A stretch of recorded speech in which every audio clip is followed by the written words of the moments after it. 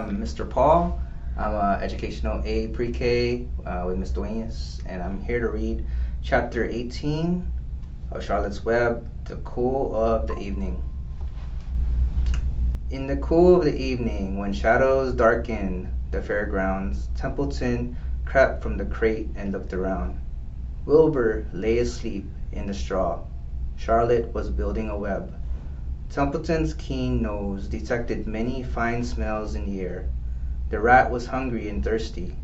He decided to go exploring. Without saying anything to anybody, he started off. "Bring me back a word," Charlotte called after him.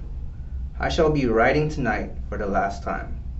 The rat mumbled something to himself and disappeared into the shadows. He did not like being treated like a messenger boy. After the heat of the day, the evening came as a welcome relief to all. The Ferris wheel was lighted now.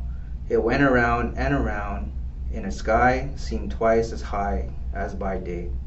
There were lights on the midway, and you could hear the crackle of the gambling machines, and the music of the merry-go-round, and the voice of the man in the Beano booth calling numbers.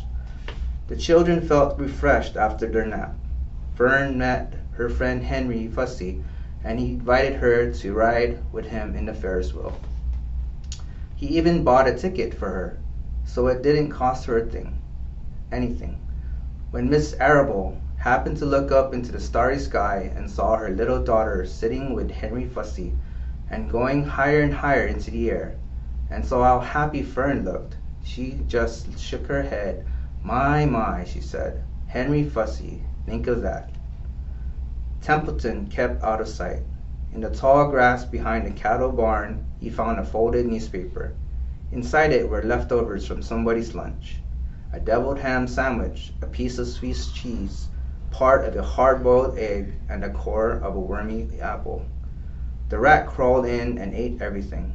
Then he tore a word out of the paper, rolled it up, and started back to Wilbur's pen. Charlotte had her web almost finished when Templeton returned, carrying the newspaper clipping. She had left a space in the middle of the web. At this hour, no people were around the pig pen, so the rat and the spider and the pig were by themselves. "I hope you brought a good one," Charlotte said. "It is the last word I shall ever write." "Here," said Templeton, unrolling the paper. "What does it say?" asked Charlotte. "You'll have to read it for me." "It says humble," replied the rat. "Humble," said Charlotte. "Humble has two meanings. It means not proud, and it means near the ground. That's Wilbur all over. He's not proud, and he's near the ground." "Well, I hope you're satisfied," sneered the rat. "I'm not going to spend all my time fetching and carrying. I came to this fair to enjoy myself, not to deliver papers." "You've been very helpful," Charlotte said. "Run along. If you want to see more of the fair." The rat grinned. "I'm going to make a night of it," he said. "The old sheep was right. This fair is a rat's paradise. What eating and what drinking, and everywhere good hiding and good hunting. Bye, my humble Wilbur. Fare thee well, Charlotte, you old schemer. This will be a night to remember in a rat's life." He vanished into the shadows. Charlotte went back to her work. It was quite dark now. In the distance, fireworks began going off, rockets scattering fiery balls in the sky. By the time the Arables and the Zuckermans and Lurvy returned from the grandstand, Charlotte had finished her web. The word humble was woven neatly in the center. Nobody noticed it in the darkness. Everyone was tired and happy. Fern and Avery climbed into the truck and lay down. They pulled the Indian blanket over them. Lurvy gave Wilbur a forkful of fresh straw. "Mr. Arable," patted him. "Time for us to go home," he said to the pig. "See you tomorrow." The grown-ups climbed slowly into the truck, and Wilbur heard the engine start and then heard the truck moving away in low speed. He would have felt lonely and homesick had Charlotte not been with him. He never felt lonely when she was near. In the distance, he could still hear the music of the merry-go-round.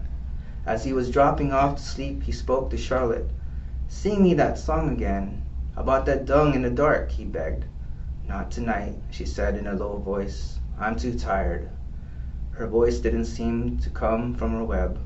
Where are you? Asked Wilbur. I can't see you. Are you on your web? I'm back here, she answered, up in this back corner. Why aren't you on your web? Asked Wilbur. You almost never leave your web. I left it tonight, she said. Wilbur closed his eyes. Charlotte, he said, after a while, do you really think Zuckerman will let me live and not kill me when the cold weather comes? Do you really think so? Of course, said Charlotte. You're a famous pig, and you are a good pig. Tomorrow you will probably win a prize. The whole world will hear about you. Zuckerman will be proud and happy to own such a pig. You have nothing to fear. Wilbur, nothing to worry about. Maybe you'll live forever, who knows? And now, go to sleep. For a while there was no sound, then Wilbur's voice. What are you doing up there, Charlotte? Oh, making something, she said. Making something, as usual. Is it something for me? Asked Wilbur. No, said Charlotte. It's something for me, for a change. Please tell me what it is, begged Wilbur. I'll tell you in the morning, she said. When the first light comes into the sky, and the sparrows steer, and the cows rattle their chains, when the rooster crows, and the stars fade, when the early cars whisper along the highway, you look up here, and I'll show you something. I'll show you my masterpiece. Before she finished the sentence, Wilbur was asleep. She could tell by the sound of his breathing that he was sleeping peacefully, deep in the straw. Miles away, the Arables' house, the men sat around the kitchen table eating a dish of canned peaches and talking over the events of the day. Upstairs, Avery was already in bed and asleep. Mrs. Arable was tucking Fern into bed.